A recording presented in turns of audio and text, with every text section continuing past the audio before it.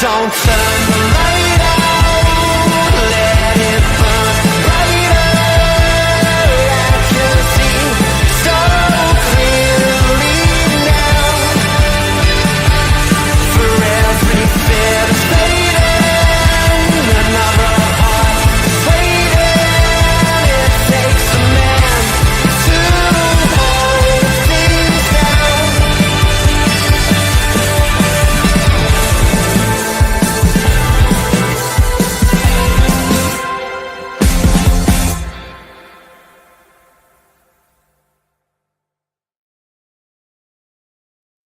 Yes, people, we're back again. I feel like I live on this fucking platform. Yeah, you sort of do, to be fair. I should just do an IRL stream in it and just be like one of those streamers that just streams 24 hours a day. Yeah, like gym vlogs and whatnot. Yeah, like I woke up, I've got my monster, I'm not even had a shower, and I'm like streaming straight away, and I'm like, yo, City news. You know, we got some transfer news. We need to speak about a rare W. Rare win for Manchester City. Big win as well. But yeah, guys, make sure you're smashing these likes up if you've not done so already. Come on, man. Get these likes up as soon as you get in the stream. Make sure you guys are subscribed to the channel as well. Make sure you guys are subscribed to Nobbins as well. His link is in the description. And of course, if you want to help support the channel and maybe make IRL 24-hour streams one day a possibility, then make sure you guys become a channel member. Links in description, pinned comment, and down below. Bray, we won a game. We played quite well, and we're going to Wembley. Can you believe that? The trifactor. I genuinely can't, because I was pretty low on confidence even before the lineup was announced, because I was basing it off how Bournemouth played the season, how we played against them earlier in the season. And then the lineup got announced, and I was even less confident. But I was absolutely taken aback by the performance. I thought that was probably our best away performance all season, to be fair. It was up there with like the Newcastle and Chelsea performances at home. I was really, really impressed with basically everyone, apart from Haaland's finishing. But even he scored. Yeah, and as you say, in a bad season, we're still going to Wembley, and a very good opportunity to win the whole competition as well. I'd argue that Forest at neutral is easier than Bournemouth away. So a big chance, big opportunity in an off season. That would be mental. That'd be great. Bro, I've been saying the same thing, mate, because like if we actually can win this FA Cup this season, given how bad we've been, like that'd just be amazing. And obviously we will get into transfer talk in this show as well. There's rumours about players leaving. It'd be just amazing for these players to win a trophy, man. But yeah, going back to yesterday, man, I was very surprised at how actual decent we were at times in the game. I thought Bournemouth were quite poor, to be honest with you. You know what I mean? I'm going to say that straight off the bat. They absolutely battered us last time we played there. Like, unbelievable battering. Like, the scoreline didn't do it justice, if we're being honest, last time we played and we got beat 2-1. But yesterday, it was a kind of roles reversed, because we probably should have scored 5, 6, 7 goals. We were very wasteful in front of goal. We created quite a few opportunities. And, you know, they didn't really create that much. You know, I'm struggling really to remember a save that Ederson had to make, to be honest with you. You know, they had a couple of opportunities, didn't hit the target. I remember Semenyo burst past on the left-hand side when he got past Nunes and someone else, and then put the shot wide with his left foot. Should have done better. But they didn't really have that many opportunities. And so it's good. It's good that we actually went to a ground like Bournemouth, which is a difficult place to play football. You know, old school stadium, very small. Fans are out on top of you. The fans were up for it in that. A ground where the players knew that they got absolutely battered there, 5 months ago. To go there and put that performance in, quite a solid performance, is really, really promising. Now, there are still things we need to improve 100%. We have to become a more clinical side. Do you know what I mean? And as we go into these games against, Man United, you've got Aston Villa coming up soon, Palace, then you've got obviously Forest in the FA Cup semi-final, and then probably Aston Villa in the final, but it could be Palace. We've got to become a more clinical side. But if we can do that, we can add that little bit more clinicalness and, you know, keep defending that way we did yesterday and just generally just that control of the game. We're not a million miles away from being a good side again. Do you know what I mean? Like we've said that throughout the whole season, me and you, is that like, yes, we are very, very bad, But at the same time, we're not a million miles away from being a good side. Yes, you have to improve that and you have to improve that. But if you know, the basics are kind of being done in terms of the way we keep the ball. We just need to improve certain aspects of our game. And yesterday, there were elements of that game being improved. Just that clinicalness, really, the only thing that was missing. Because on another day, you know, Bournemouth punt the ball down long towards the end. They get a dodgy decision. They get a penalty. Bang, it goes in. They get to extra time, and you know, they go through. We should have been yesterday clear. Do you know what I mean? And it's not a negative comment. It's a positive that we're creating those chances, because 3 months ago, we weren't creating chances at all. You know what I mean? So yeah, positive signs. Like I say, if we can go to Wembley and win and get an FA Cup trophy, my God, that'd be insane, bro. Yeah, it was a really nice match. You touched on like Bournemouth's lack of chances. The XG will show that it looks like they had quite a lot, but that's a little bit inflated because they technically had 2 really high XG shots in that from their one goal. You know, I think like, you know, Evan Nilsson's goal was actually, you know, nearly a whole one of an XG because it was a tap-in, wasn't it? Yeah. But that was 2 shots combined. So really all of that XG was just one attack. As you say, everything else, there was like a couple pop shots from outside the box. Semenyo had a go, but he was put off balance by Foden or Nunes. Can't recall who it was exactly. Second half, they didn't have a shot. Now, that is mental when you consider how poor that we've been this season in terms of leaking shots, leaking big chances. It just generally, the fact that we were able to deny a team like Bournemouth any shots on goal at all is, I think, is a fantastic testament to how we defended as a unit. I do agree that, you know, Bournemouth weren't as good, you know, in like, was it November when we played them last time? But I'd also say that a large part of that was because in November, our team sort of allowed Bournemouth to bully us and to get into those positions and to dominate us. This time round, our players, especially the quotes unks, as you know, Twitter likes to refer to them as, they were all on it in terms of their pressing game, in terms of their physicality, in terms of their tackling. Like De Bruyne was running it back to like 2020. He was sprinting in the 95th minute. Bernardo Silva was kung fu kicking the ball in midair. He was everywhere, running all over the place. I thought, I know O'Reilly probably should get man of the match, but I thought Bernardo was absolutely amazing that game. You know, again, Gundogan, Kovacic, these players who you associate with not running around or not able to run around, not able to put in that, you know, extra bit of effort and dynamism and winning second balls. They were all doing it, and I don't think that was I don't think it was a coincidence that they all were able to do that, and we were able to dominate the match. Yeah, well, here's a question for you then. So I agree, yeah. The midfield done quite well yesterday, right? Why did they do quite well yesterday, and why weren't they able to do that in that run of 1 win in 14 games? I was trying to think about that because I was looking at the players and maybe you instinctively go, oh, international break, they had a rest. But like De Bruyne was playing for Belgium, as I understand it, and Kovacic was playing for Croatia. So I actually don't know the answer to that, to be honest with you. I know like Pep came out and said, you know, it's not to do with tactics, it's to do with desire and passion and all that stuff. I actually don't know the answer to that because I thought that physically these players just couldn't do it, but they illustrated against Bournemouth that they can. Now, whether that is something that we can replicate next match, let's say against Leicester, with only like, you know, 3 days rest for these, you know, players over 30, we'll have to wait and see. But I actually don't know the answer to that. Maybe like, again, just theorizing, maybe players like had like slight knocks, slight injuries.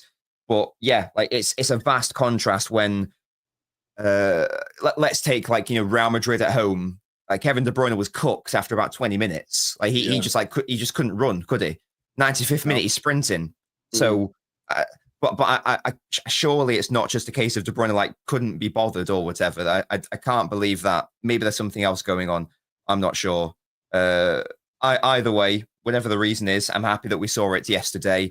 The pressing was wonderful from everyone, from the forwards, from the midfielders, and that provided the defense with a proper foundation of defense that allowed them to do their job a lot easier. And it also helps when you've got great individual defensive performances from a player like O'Reilly, who was just on it defensively and going forwards as well. But yeah, everyone did their job yesterday, apart from the finishing. And I didn't really understand the doom and gloom after the first half. We could have scored 3 or 4 goals in that first half. And We gave away a silly ball, which led to a goal for them. Second half, it was. I thought the performance levels were similar. We just happened to put the ball in the back of the net. So I thought it was a great match throughout the whole 90 minutes. And I was really happy. And again, I think that's our best night. That's our best game away from home. I'd say I can't think of a better performance. Yeah, no. I think it probably was our best away performance this season. From maybe Chelsea first game of the season. Yeah, good point. Yeah, probably. Yeah, Stamford Bridge. But yeah, you know what? Like, it's just weird. It's just weird to see that because before the game, I'm sure you the same. You saw that midfield without Nico Gonzalez, and we was all like, "What the hell is he playing?" Oh no, I was like, we are going to get battered here. We're going to get ran over here. But yeah, so it's just weird how he's played that midfield. Yet yesterday against a good team, they did quite well, and like it just you go to your mind and your mind then thinks, "Hang on a minute, if they can put that performance in, and the team can play like that yesterday." In a massive game against a good team away from home. Why weren't they able to do that for the 14 games where we only managed to win one match? And I just think like, what the fuck has gone on there? Do you know? But yeah, well, I guess we'll never really know as to why that happened.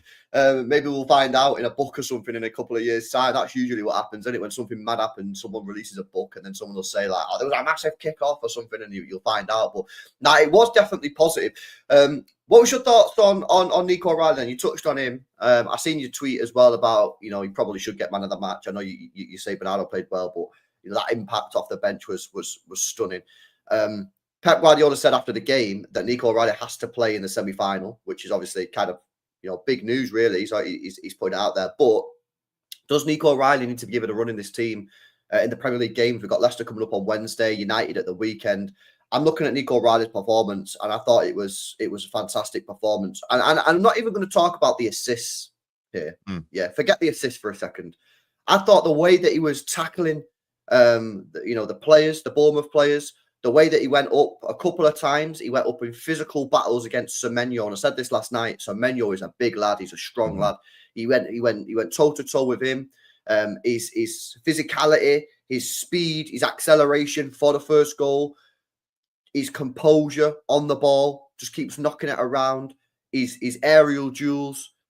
I just thought it was brilliant. And I think you know what? I didn't think Vardio was having a particularly great game in that first half, to be honest with you. I thought he was struggling a little bit out on that left-hand side. He didn't have a winger, to pass to, really. And he just kept on getting swarmed every time he got the ball. I thought he was miles better when he went to centre-back. But Nico O'Reilly at that left-back position, man, I don't know if Bournemouth kind of disrespected him a little bit and was like, "Who's this fucking guy? Who's this academy guy? Just leave him to it." And then obviously Nico just showed his quality. I'm not sure if that maybe, came into play a little bit, but I thought it was brilliant. I think he deserves all the plaudits in the world. I think every time he stepped on the pitch for us this season, he's been good. He's been decent. And even when he's not been like scoring or assisting, he very rarely comes away and says he was bad. He usually is just like decent performances at all time, man. So yeah, Nico O'Reilly, thoughts on him, and would you stick him in on Wednesday? It's a massive game, to be honest with you, on Wednesday against Leicester. We've got to win because this top 5 thing is really heating up now. You know what I mean? This race is getting hot. Would you throw him in against Leicester? I think I would. I think he's earned that right. I wouldn't have him in midfield still. I think that what's happening right now is a good way to try to bed him into the side. I think you just had a comment there saying he could be our Lewis Skelly to an extent. Now, again, as I understand it, Lewis Skelly is actually a central, a midfield player who's obviously doing a good job at left back right now, moving into midfield on ball. We know that O'Reilly is a midfielder. He's not a left back, but he's doing a job there. I don't anticipate him, starting straight away in midfield because we've still got, Kovacic and Nico Gonzalez who will be doing that ahead of him. But especially in a situation where we've got a centre-back injury crisis, it's a pretty good option to have him out at left-back, and that allows Gvardiol to then go to centre-back, and that maybe gives someone like a Diaz a rest, or, Kusanov a rest, for example. I think it also provides us with a bit more potential tactical flexibility as well, if you've got like a midfielder out at left-back. And I do adore Gvardiol, of course, but he's a very different left-back, and what we haven't really seen from Gvardiol, it's not a criticism by any means, it's just an observation, because I'm a big fan of Gvardiol. We haven't really seen him in that sort of traditional overlapping fullback role, if that makes sense. He's not really a player who wants to regularly make those runs in behind, but that was one of the first things that O'Reilly did for a Kevin De Bruyne ball, and that's indeed how the first goal was scored. Just a really simple overlapping run by O'Reilly, and I think that comes with a youthful exuberance and enthusiasm, just wanting to contribute in any manner he can. I'd start him. He's also illustrated how he's defensively solid as well. He's not had a bad game at left back. I think he's had 2 air games this season, but they were both in midfield. That was in the Community Shield, didn't think it was particularly good. And then against Spurs in the League Cup, didn't think he was particularly good, but he played both those games in midfield. Every time he's played a fullback, he's been brilliant. He's clearly got the physicality, he's got the athletic frame, he's got a good tackle on him. If it means that you can alleviate Gvardiol of some physical burden as well, then why not? I think Leicester at home is a great opportunity to trial him there as well. And if starting in a Premier League environment in that sort of game, I'd love to see that. Yeah, no, I agree. Well, I agree with you. First of all, I always I always try and sort of like chill my opinions on games like the Community Shield and Spurs when they're not playing in the proper first team. Do you know when they're playing with like rotated players? So correct me if I'm wrong. I'm pretty sure Haaland didn't play in any of those 2 games. He definitely didn't play in the League Cup. I think he played in the Shield. Did he? Definitely not the League Cup though. No, he definitely did. Yeah. So I always try and like, okay, they're not playing, but it's like McAtee when he plays in the City team and he's not got a striker in front of him. It's like, well, who's he meant to pass the ball to? That's the his job. So he's kind of like, I always try to chill. So I go, okay, when he's been given an opportunity in the first team where there's no excuses, what's he been like? And I completely agree. He's been fine. Do you know what I mean? He's been good enough. So I think give him a go. I would throw him in on Wednesday. I'd throw him in on Wednesday at left back. I'll play Gvardiol Diaz and I'll play Huzanov right back, which I know you're not a massive fan of, but if we're pushing Nico O'Reilly into midfield or pushing him up the pitch, he basically becomes like a back 3 sort of situation. Yeah. I'd give it a go. I'm not being funny. We're playing Leicester City at home here. If we can't throw Nico O'Reilly in at Leicester City at home, then we've got a major problem. You know what I mean? Which we do have major problems this year. But like we should be able to get away with beating Leicester. So yeah, I'd throw him in. And I don't know, man. I really like him. At the end of the day, we were speaking on the panel show last night about the fact that like City rejected a big bid from Chelsea on Nico O'Reilly in January. It's got to be at least 25-30 million that they bid for him, because I think the word that they used to describe the bid was like enormous or some shit like that, or like significant or some weird word like that, which means like they offered dough. And I just don't see City rejecting that if they would have spoke to Pep and said, talk to me, has this guy got a future on that? Do you know what I mean? And he would have said, yeah. And they would have said, right, well, we're not selling him now. But we've got to get him in the team. Do you know what I mean? Because otherwise he'll just have to leave. It'll be like the Palmer situation. He'll get to the summer, he'll be like, well, I'm not playing, I need to leave, innit? You know what I mean? Because this guy's going to have so many teams. This is the sort of curse. It's a good thing, but it's a bad thing of having an amazing academy. Is when you produce these amazing players, because they're so good. Everyone wants a piece. Yeah, the player knows that, like, I can sit here and wait. Like, everyone goes, and I think this is a little bit unfair. I see City fans do this a lot, and I don't actually agree with this take. I actually don't agree with this opinion. But I see a lot of City fans saying, well, Palmer should have waited just like Foden did, and Sancho should have waited just like Foden did, and this guy should wait. It's like, why should they wait, though? You're saying that, right? Because Foden's done great and you're a City fan. A lot of these players are not City fans. I don't know if Nico O'Reilly's a City fan, but like a lot of these players are not City fans. They're just kind of like Lavia wasn't a City fan. He's from fucking Belgium, man. Do you know what I'm saying? So when you say, well, they should wait, why should they wait? If they're being given the opportunity to play first team football, even for Southampton in the Premier League, they're going to take it. And people, I think people are a little bit naive sometimes when they think that's a weird move, because if you're Lavia, for example, right, and you're playing in the academy, I think Lavia played like 15 minutes for City's first team, right? What would you do if you were Lavia? You're being given the opportunity by Southampton, a Premier League team. They're literally saying to you, Lavia, come to Southampton for a year. You're going to play every single game in the Premier League. Yeah, the eyes of the world are going to be on you. If you have a good season, you're going to get a move straight away. You'll be here for 1 year. Or do you want to stay at City where you'll play no minutes, next to no minutes whatsoever? It is completely naive to think that players are just going to say, "Oh, well, we love City. We're going to stay." They're not. They've got to think about the career. Mm-hmm. And Lavia has made the correct move for his career. He went to Southampton, he played, and he got a move to Chelsea, a massive football club. Now, obviously, he's picked up injuries, but it's the same with Palmer. People say, "Oh, he should have waited. He should have waited." Nah, these players are too good to wait. This is the point that I'm making. Football's a short career. Yeah, you've got a lifespan in football of maybe 10 to 12 years at the top level, right? A lot of them are less than that, actually. You know what I mean? But like Palmer, why was he going to wait? Why was he going to wait? People said he should have waited. Waited for what? This guy knew that he was better than everybody else in our team. That's just the facts. He was like, I'm better than Bernardo at right wing. I'm better than this guy at right wing. And when he's being told that he's got to wait for his opportunity. And he's like, what? Chelsea have just been on the phone and they said, if I go to Chelsea, they're going to start me every single game. Chelsea, massive football club. They're not going to wait. And that is the sort of the poison chalice, really, you know what I mean, of having a mad academy. Do you know what I mean? In that, like, you develop these talents and it's great financially because the club can sell a load and get a load of money and it's a self-sustaining, sustainability situation with the money situation. That's great. But you're also under pressure to play some of these players because if you don't, they're going to leave. Do you know what I mean? And, I think that for me, the what we've learned, well, I already knew this anyway, right? And a lot of people in the chat already knew this. What the club has learned from the Palmer situation is that if they appear to be good enough, you have to give them a serious opportunity to play and give them a proper chance and then try it out. Do you know what I mean? And I think with Nico O'Reilly now, we're at that point in the season where our fixture run is kind.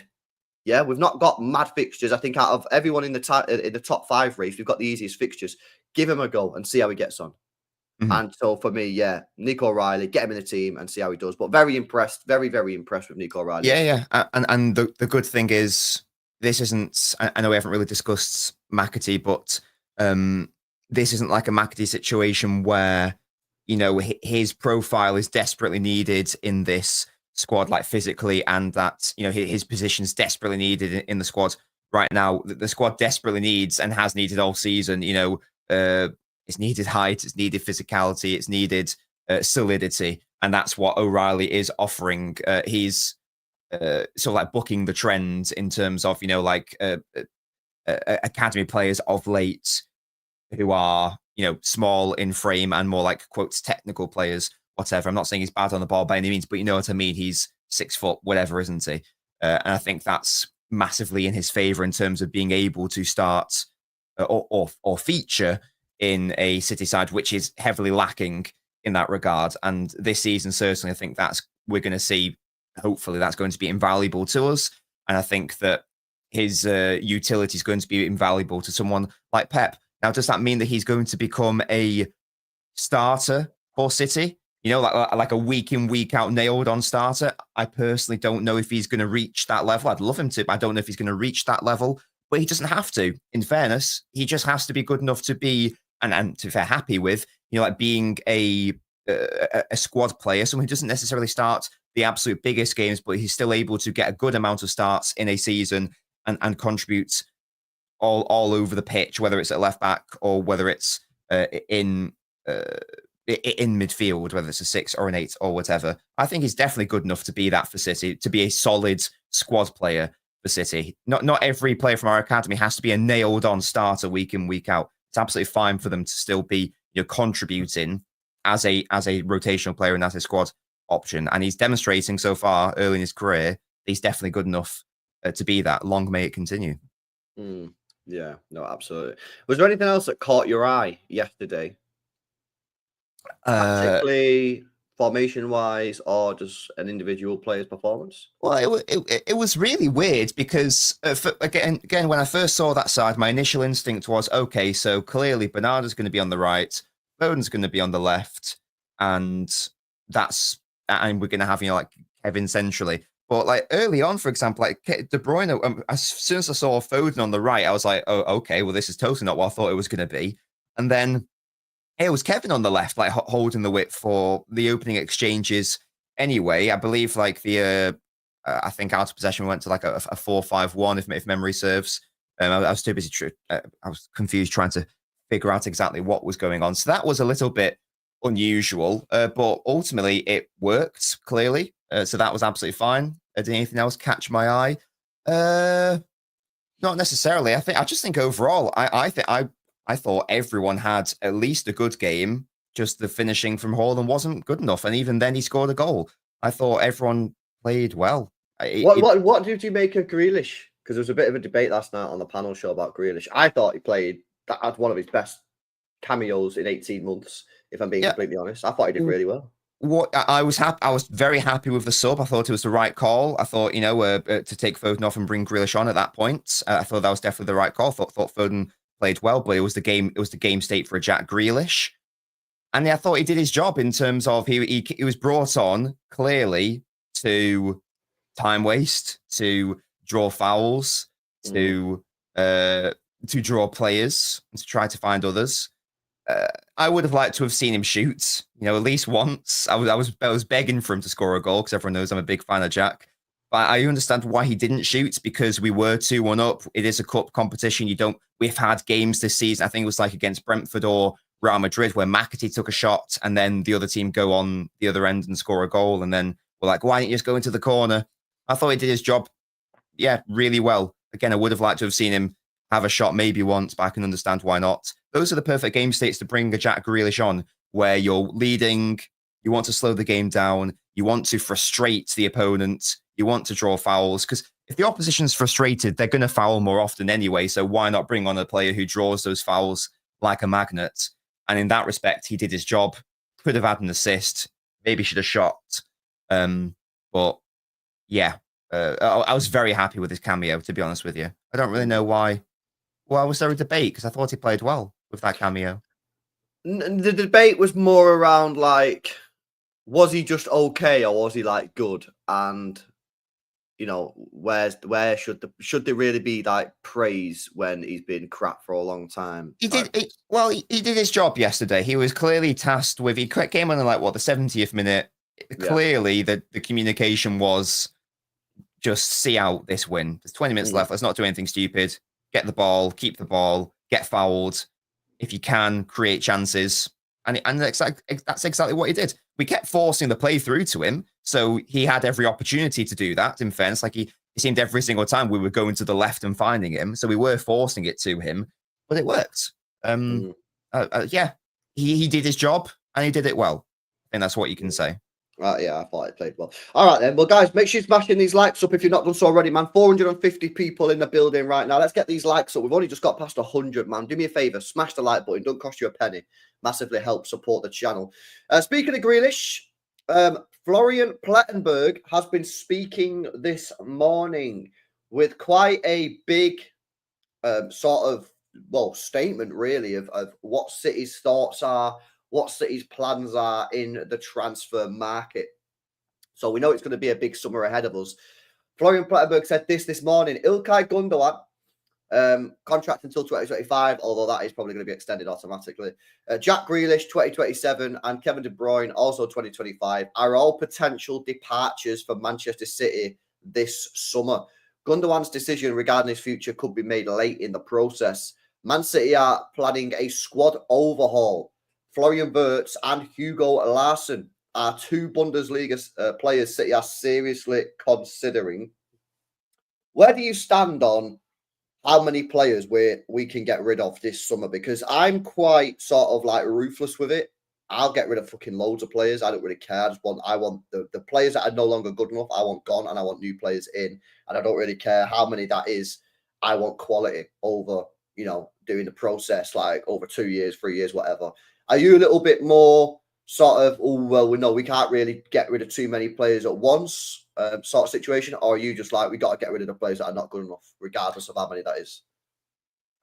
It's a hard one. I think it does depend on incomings. All I would say is that there is definitely something in losing a lot of experience all at once, and also losing a lot of leaders all at once and just leaving a very, immature squad, whatever you want to say there, of the players that, I mean, it depends which players we're talking about at first. I know we just discussed Grealish and how he played well when he came on, but ultimately, and again, I'm a big Grealish defender and I have been a big Grealish defender and I'm a big Grealish fan, but he wasn't signed to come on with 20 minutes left and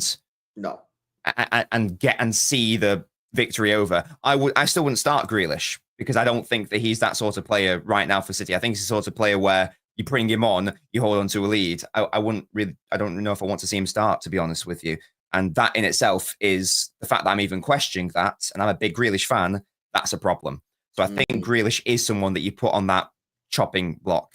I think there's something in keeping De Bruyne for a year if he's willing to take that massive pay cut. Even if you got Wirtz and you've got Foden and Echeverri still, would you still keep De Bruyne in that situation? I think there's something in Echeverri, and really with the view Echeverri needs to learn and improve his decision making massively. I think that De Bruyne is that sort of player to do that. Again, bit part role, 1 year, massive pay cut. You know what I mean? Almost like a coach sort of thing, but not that. I still think there is something in that. I can't say the same for Jack. I can't say the same for Gundogan. Who else are we talking about realistically? Kovacic, Bernardo Silva. I think you keep Kovacic with Rodri. Is still a good player. I'm keeping Kovacic personally. Maybe moving him on the season after. I think you keep Kovacic this window. Bernardo's a tricky one because I'm not going to get influenced by yesterday. I know he played so well yesterday. I think Bernardo is one of those players that you probably do look to move on, especially if we are trying to integrate, an Oscar Bob into the side. I'm not saying that he's a like for like Bernardo Silva, but Bernardo. I think Kovacic is the priority out of those players. If you are going to keep one of them, if you're going to keep one of them, for me, you keep Kovacic. He's the fastest out of the three. He's the youngest out of the three. Although I don't know actually, Bernardo might be younger than him, but Bernardo's certainly not playing like he's younger than him at the moment. Yeah, he's at the moment he's the best out of the three, innit?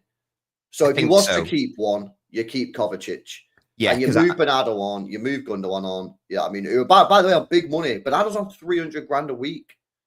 So this is what I've been saying. I've been saying this recently. It's like this summer, yes, it's going to cost a lot of money in transfer fees, but the club should be able to improve the squad and actually reduce its wage bill because a lot of the players that we're going to be getting rid of are on mad big cash, Yeah, so I think I've concluded there that I think we should get. I mean, this isn't including the goalkeepers, where who knows what's going to happen there. We're just talking about the older players who just need to be moved on within 2 years, probably. I'm looking at 3 there: Grealish, Gundo, and Bernardo. I think those would be the 3 names that I'd be not necessarily in that order of priority, but those are the players who I'd definitely be like, I think you just need to go, to be honest with you. And then the season after, I'd be looking at moving on Kovacic probably, and definitely Kevin De Bruyne. And then I think everyone's moved on by that point, are they? In terms of like the older players that we're discussing. Well, you've got your Akes and Stones. Oh God, yeah. Because Ake and Stones are 30 and 31, I think. Yeah. And Stones out contract next year as well. They're both probably gone within 2 years as well, aren't they? Yeah, so I think what I'd do there is so this is an interesting debate about what you do in the centre back position, because for me, I still don't know if we need to sign another centre back. If we keep them both, then we don't. That's why I think it depends on Vita Hayes. I think if Vita Hayes is good enough to start and Pep actually trusts this guy, I'd just keep them both and I wouldn't sign one this year, and then I'd wait next year. Stones can go on a free because he's out of contract. Buy a new centre back, and then the year after, Ake can go on a free, and then again you buy another centre back of that situation. But if he doesn't trust Vita Hayes, right? If Pep's looking at Vita Hayes and like, you're not it, bro. Like either like you need a few years development or you're just not the guy, then we need to sign another one. We should be okay with Diaz, Hayes, Huzanov, Stones, Akanji, and Ake. 6 centre backs for 2 positions. That's more than enough. The question is are they good enough? And yeah, they are good enough. I think that's fine. I think that's fine personally. Yeah, as long as we sign. I'd rather us sign two right backs personally. Yeah, I was just going to say, as long as we sign at least a right back, because you say there it's 6 players for 2 positions, but sometimes it's actually 6 players for 4 positions, because sometimes the centre back plays at left back, sometimes the centre back plays at right back as well. So if we sign a proper right back, you know, a name that City are linked with, Cambiasso, let's say, then that alleviates a lot of the pressure there, because now all of a sudden your right back, I know not all of these positions are ideal, but your starting right back becomes Cambiasso. And then you've also got Nunes and Lewis and Akanji and Kusanov who can also play there. Your left back options, you've got potentially O'Reilly, you've got Gvardiol, Ake, Akanji who can play there. And then at centre back, you've got Diaz, you've got Kusanov, you've got Akanji, you've got Stones, you've got Ake, you've got Hayes, maybe even Bar, depending on what happens there. Because I think I recall reading something that Bar's, he's doing well with Lon, and City are potentially of the mind of sending him out on another loan next season. But Bar is like, I want to play for City, next season. So we'll have to wait and see what happens there. But if Bar comes in as well and he's able to, go straight into the City squad, then yeah, definitely we don't need to sign another centre back. I'm just cautious because those two are obviously massively injury prone. Surely you've got enough there, though, bro. Instinct, I would love to think so, but I also sort of thought that at the start of this season that, well, to be fair, I thought we should have signed a right back, but this has been a mental injury crisis, so yeah, maybe it's not as bad as I think. Right, because Akanji's not injury prone, by the way. Yeah, he's not injury prone. Not in the City shirt. Yeah, I agree. No. So yeah, even if you say right, Stones and Ake are going to be injured at the same time, you've still got Diaz, Huzanov, Hayes, and Akanji. And Gvardiol, if Nico O'Reilly becomes like a proper option at left back, I think you've got enough. I don't think you necessarily need one. Now, that doesn't necessarily mean I wouldn't sign one. If there was a centre back on the market who I, really, really like, and I think he's a good option, and so for example, right, if you're a massive fan of Branthwaite, Branthwaite is going to be sold this summer. Yeah, he's not staying at Everton this year, otherwise he's going to leave on a free. So Everton, and he's not going to sign a new contract. So Everton are going to be forced to sell him in the summer. So, for example, if I was a massive fan of Branthwaite, I would go and sign Branthwaite because I would like to get him because I don't want anyone else to get him, and I get him. So then, obviously, you've got him then for the next 10 years, right? But if you're not really a fan of Branthwaite, you're not really a fan of Guay, there's no one else really there, or you see a centre back that you like, but no one else is really interested in him, and you can maybe wait a year, wait for Stones to leave. Then maybe just wait a year. For me, I think the priorities are in other positions. Goalkeeper's bigger priority. Right back's a bigger priority. All-round midfielder's a bigger priority. The attacking midfielder's all-round priority. And at this moment in time, genuinely, I think the winger is a bigger priority. I think centre-back is probably, right now, our lowest priority because we've got so many. Yeah. No, I can see the point. Again, it does depend on outgoings, doesn't it? Depending on who we bring in. If just playing the thought experiment, if one of those players does go, then I think it would be Stones. Even though I do think he is the better player, I just think that he's far more injury prone than Ake. And also, it's a good thing that O'Reilly's coming through right now because with Gvardiol being our main left back option and Ake being injured, we don't really have any left footers nowadays in that back line. Kusanov, Hayes, Bar are all right footers. So if we are going to sign a centre back, I know you suggested Branthwaite or brought him up. He is left footed. That could be a thing. If we do end up getting rid of one of them, it probably should be Stones, because as wonderful as Stones is as a player, he's so good that you end up building your whole structure around him. But you can't do that. You can't afford to do that because you know that he's not going to make it out of the season without a massive injury of some sort. So if you build your structure around him, all of a sudden you've shafted yourself a bit there.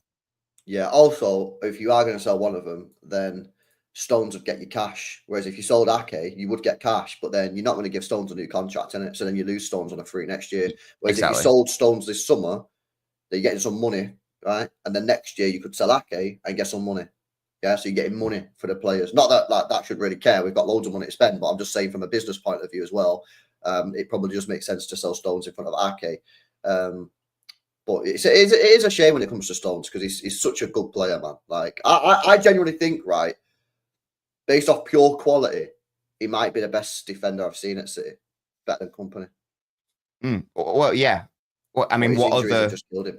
What other centre back can do what he did in a Champions League final? What other centre back can do what he did against Real Madrid at home when he just like dominated that midfield? It's just sadly he's become and to be fair in his City career always has been that sort of when he's not injured, look at the player he can be. But it's a shame for him because he's already had a wonderful career. But I do think that had he remained injury free, he probably would have gone down to like the best. I do believe this. He probably would have gone down to the best English centre back in the modern era. But injuries have killed him. He's a unique player. But yeah, it's a shame. Built to Cat Fat with a super chat says that round. Trying to balance IQ with talent. Pep needs coaches on the pitch. Hence, Gundogan, Rodri, and Bernardo are like bubblegum on the starting 11. We can get new players, but they need to be cerebral. What the fuck does Cerebral. That mean? What's that mean? Like high IQ, big brain. Yeah, I mean, you'd like to think we would have big brain players when we sign them. Like, I think Nico Gonzalez came from La Masia, so you'd like to think he's got a decent football brain. Wirtz, obviously slamming it for Leverkusen, doing well for Germany. You'd like to think he's doing well as well. Cambiasso seems like a very technical, high IQ player. Yeah. So I think the players that we will sign are like high IQ players, man. You'd like to think so, wouldn't it? Yeah. So I also think that to make it in a Pep side, you've got to be that sort of player as well, generally. Unless you have some sort of overriding, amazing physical traits that just like makes that redundant. You certainly if you're going to play in the more advanced positions or in midfield, you've got to be an intelligent footballer to be able to play how Pep wants you to play. So yeah, I agree.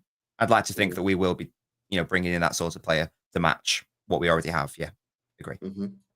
Big up, Cat. Big up to Nadir as well. So Cambiasso can play left back too. Akanji right back. Cambiasso. This is the thing about Cambiasso is, listen, like I'm not speaking on his quality because I've only watched him once. But what I'm talking about is his versatility. He can play right back, centre back, and he can play midfield as well. He becomes a player like Bernardo Silva, but in the defence rather than the attack, where like he covers a lot of players. So if you do have injuries, you should be able to be okay because Cambiasso could just move. So if Gavadio got injured, oh, don't worry, Cambiasso left back, Akanji right back, or whoever else right back. Yeah, you've got options there, and I think that's one of the reasons why City will look at him. Can't speak for his quality because I've only watched him once. I thought he's good. I like him. Yeah, in the game that I watched him, he was all right. He was pretty decent. I just don't know if he's decent defensively. That's the only question mark I have defending. Yeah, look, he's not as solid defensively as Ake, but I would contend that he's better defensively than Cancelo, for example. He's just like, again, I know it's not what we're talking about now, but just sort of like in terms of what he'd give City offensively. I think you said it. He can play. He's basically both footed, so he can not only play left back, right back, but he can also do different things. So he can either push. He can either do what Gvardiol or Walker did last season, where they push it from full back to the wings, and then allow the wide player to tuck in. So I think that he and Marmoush, for example, would have a really nice partnership there. Or he can do the starting from the full back and then going into the midfield inversion situation. So it gives you a lot of tactical fluidity if you sign a player like him. Yeah, no, absolutely. Hugo Larsson. Have you seen anything of this Hugo Larsson guy? I sort of saw him a little bit when I was watching Marmoush at Frankfurt, but to be honest, I was mainly focusing on Marmoush's actions, so I'm not totally confident in like giving a full like analysis of him as a player. But he would certainly come in and improve City immediately. But again, that's not really saying much based on this season. But I like him. He wouldn't be top of my list, but I like him. Do you like Wharton? I do like Wharton. I'm a fan of Wharton. I'm going to do a stream on this homegrown situation. Yeah, I need to do a full sort of squad check on the homegrown situation. But I think we're going to have to sign one homegrown player this summer. Yeah. Do you have the numbers to hand? I don't. In your brain. Well, if I bring up the Premier League squad list, I can maybe. I can never remember the rule. What's the minimum amount of squad players Sorry, homegrown players you need. You can't have more than 17 non-homegrown players. You can't have more than 17. Oh, right. So it's not a case of a minimum amount of homegrown players. It's just a maximum amount of non-homegrown. Correct. Okay, I understand. Right. Okay, interesting. Yeah, I've got the list up here. So here we go. Right, so here we go. Yeah, so it used to be you've got to have a minimum of a certain and then they changed the rule, and everyone still gets confused about it. Right, so Akanji's not homegrown. 1, yeah. De Bruyne 2 because you want to keep him. Doku 3. Diaz 4. Gundogan. Are we really saying Gundogan's staying? No, we won't put him in. Gvardiol 5. Haaland 6. Rodri 7. Kovacic 8. Let's say Kovacic stays, yeah, because I think he'll stay. Bernardo, we put him in the list. He's probably he probably is. He probably is staying, isn't he? Okay, Bernardo 9. Nunes, surely he's going. Surely Nunes ain't staying. Oh, I don't think he's going this summer. I think he's going. I'm not having him in the City next year. Okay. I think he's gone. Okay. So we're at 9. Ortega, is he staying or going? I think both keepers are going, but we'll probably bring in 2 non-homegrown anyway. So I think it's a moot point. So let's just act like they are staying. Okay, staying, but like new guy. Oh wait, shit. So what we're on then? 10, 11. And then off this list, yeah, you've got a couple of players. So for the Premier League and the Champions League, it's different, right? So Oscar Bob will be homegrown by the time he comes into the squad next year. So that's fine. Who else do we have in this list that will be playing? So how old Savio? Savio's 20. Is he still 20? Will he be 21 by the time the new season starts or no? I don't know when his birthday is. I don't know. Let's have a look. April, yeah. So he'll be 21. So I think Savio will be a non-homegrown player because he'll be 21. So that's what we're up to then. 12, is it? Are we up to 12? Who else we got on the list? Echeverry. How old's Echeverry? 19. So he's homegrown. So it looks like we're all right. Unless there's anyone else that I've missed out. Is there anyone else that we've missed out, chat? What was the number of non-homegrown, did you say? Was it 17? Oh, we're balling. Is there anyone else that we forgot about, chat? That seems quite... we've got a lot of leeway there by the looks of it. It sounds like we've got loads of leeway, but sounds like we're going to be all right. Yeah, it sounds like we're chilling. Oh, we're chilling, man. Fucking hell. Bring them all in. Yeah, I've done Haaland. Oh, Marmoush. Did we do Marmoush? Did you do Kasanov and Hayes? No. They were on the list. Or maybe this was the list at the start of the season. Wait, but Hayes is Hayes 19? Hayes is 19. Kasanov's so he's 20. Fine. But how old will Huzanov be? And obviously Nico as well, the other signing. Oh, Huzanov will be non-homegrown because he's 21 now. So that's 13. Right. Nico Gonzalez, 14. Marmoush, 15. Okay, so we are getting closer to the limit then, We're getting closer. So as things stand, even if we're keeping... Because we said that we're keeping Bernardo, didn't we? We can sign 2 non-homegrown players. Yeah, so say like we signed Cambiasso, 16. Yeah. And then say we signed Wirtz, 17. That's it. That would mean that if you signed a winger, if you signed an all-round midfielder, or you signed a centre-back, they couldn't be non-homegrown. Unless you got rid of Bernardo and KDB. Yeah. Interesting. You'd have to get rid of them too. I think the solution then is to just bring in 1 homegrown player then by the sounds of it. You know, one of those, if we're saying one of those positions, then just make it that one. So if we are looking at, a midfielder and it's, a choice between, you said it earlier, Wharton or Larson, it just means you go for Wharton instead. And I really rate Wharton as a player anyway. So it's not like you're handicapping yourself because he's a good player anyway. It would also be pretty cool if you could get an English or homegrown second choice goalkeeper. Yes. Can we? Let's bring back Trafford. Yeah, I don't think he's going to sit on the bench. No, I know. There has been rumours about Kasper Schmeichel, but I just don't know if he's good enough to start as number 2 or whether he'd be number 3. Let's just promote Carson, I reckon. He can do a job. Carson, yeah. Well, actually, if he decides to leave, then we are in the fucking mud because he's homegrown as well. Yeah. But it's bar homegrown. No, it's not homegrown, but it depends on his age. If he's under 21, then it's I chilling. think he's 18 right now, I think. Yeah, so he'd be fine. However, just bear in mind as well, chat, that the rules for the Champions League are slightly different. If you're under 21, you're only homegrown if you've been in the academy system for 2 to 3 years. So, like, Echeverry is homegrown in the Premier League, but he's not homegrown in the Champions League. So it's actually worse for the Champions League. Yeah, well, in that case, we just have to like leave someone out, wouldn't we? If that was the case, we'd leave like, I don't know. You'd leave someone like, I don't know. Insert name here. If Gundogan stays, someone like him. I don't know. You get what I mean? You know what? It really would not surprise me if City moved for Branthwaite and Wharton in the summer, you know. That covers your homegrown situation for the next 10 years.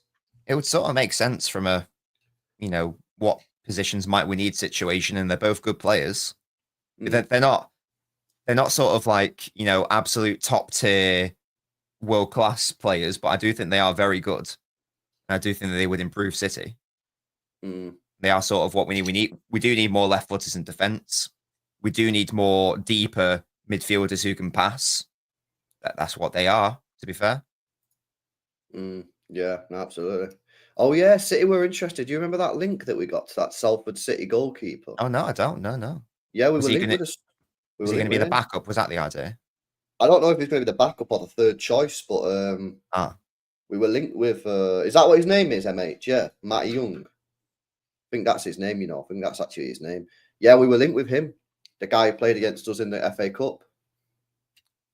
Nah, Simon, you'd think so, wouldn't you, mate? But nah, that's not... The homegrown rule is not about where you're born. It's about whether or not you've been in a UK academy system between the ages of like 15 and 21 for 3 years. And that's why Bob is homegrown. That's why Bob's homegrown. So, yeah. So that's not exactly the rule, but it's basically something like that. It's not about where you're born. Yeah. So you could technically be English and not homegrown. So if you was English, but then so you're born in England, you lived in England till you're 5, and then your parents moved you to France or somewhere, and then you stayed to France until you're 22, and then moved back to England, you're technically not a homegrown player. I'm pretty sure. Wasn't there? I might be misremembering. Wasn't Eric Dyer like not considered homegrown because he spent loads of time in Portugal? Possibly because he grew up in Portugal. Yeah. In fact, I remember that. He's turns to Germany now, doesn't he? He plays in Germany. Yeah. Something like that. Yeah. So there is players like that who's kind of mad in it. Oh yeah, we've got that Spike Brits, which is a mad name by the way. But yeah, we got this guy as well. Is this the guy we've got in the academy, or is this the guy we signed from Hibernian? Is he the keeper? Yeah, we signed a goalkeeper. Yeah. Oh, I'm not sure. To be honest, I don't know. I don't know, man. We'll see in it, but yeah, it's just something to keep your eye on. I think we'll be okay, but I do think we'll sign a homegrown player this summer. Yeah, we won't be okay if we hoard all the old players. Let's put it that way. Yeah, correct. Yeah. Okay, cool. Livermento would be a great signing. I think he's a good player. That would also be lovely, but I think that cup win, I think, has just further solidified that Newcastle side. I don't know if they'd want to break themselves apart. I feel like there's quite a lot of unity there with those players. I think it helps when you're in a one club city as well. Yeah, I agree. I think the only chance you've got there is if they don't get Champions League. But he won't leave even if they don't get Champions League. The only players that might leave is Isak and Bruno G, but I still doubt it, to be honest. Yeah, I think Isak's the one for me, I think. Again, if as you say, if Newcastle don't get Champions League football and someone like Liverpool put in a big bid, I think that they'd struggle, maybe. Yeah, definitely. All right, then. Anything else, Bray? No, I think we've covered everything there. We can be happy for once. We actually put in a good performance against a good team away from home. You don't hear us say that often this season. In fact, I think it might be the first time that's happened this season. We've played a good team away from home and played well and won the game. I'm a happy boy. I was happy with everyone's performance. Good. And as you say, we've got a chance because we play 2 relegation threatened sides up next. Yeah, if we can. There is a world where we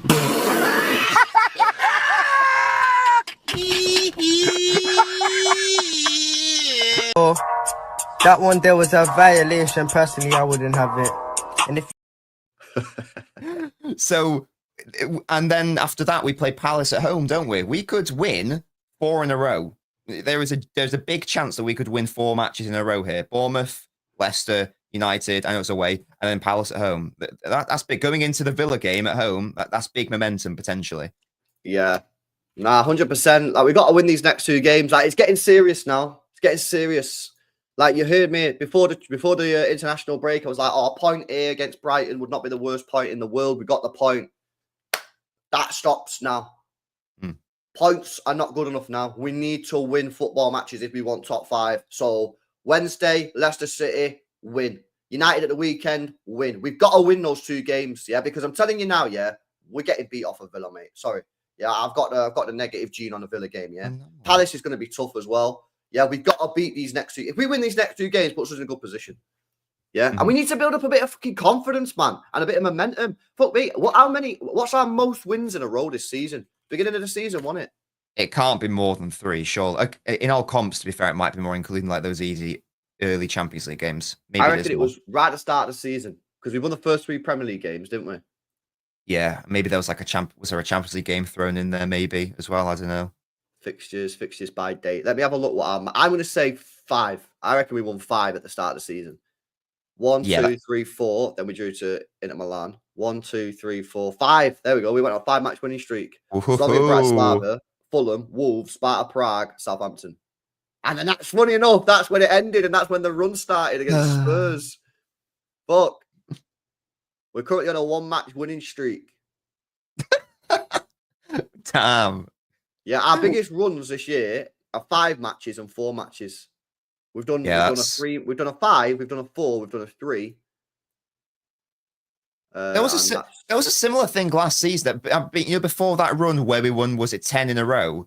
I'm sure that we had a similar situation last season where I think like we only won like 5 or 6 in a row. So it's not too similar to last season in terms of the winning runs. Last year, we actually won 1, 2, 3, 4, 5, 6. We got on a 7-match right at the start of the season. 7, okay, fair. And then it ended in that Forest game when Rodri got his red card, and then we lost the next 2 games, remember?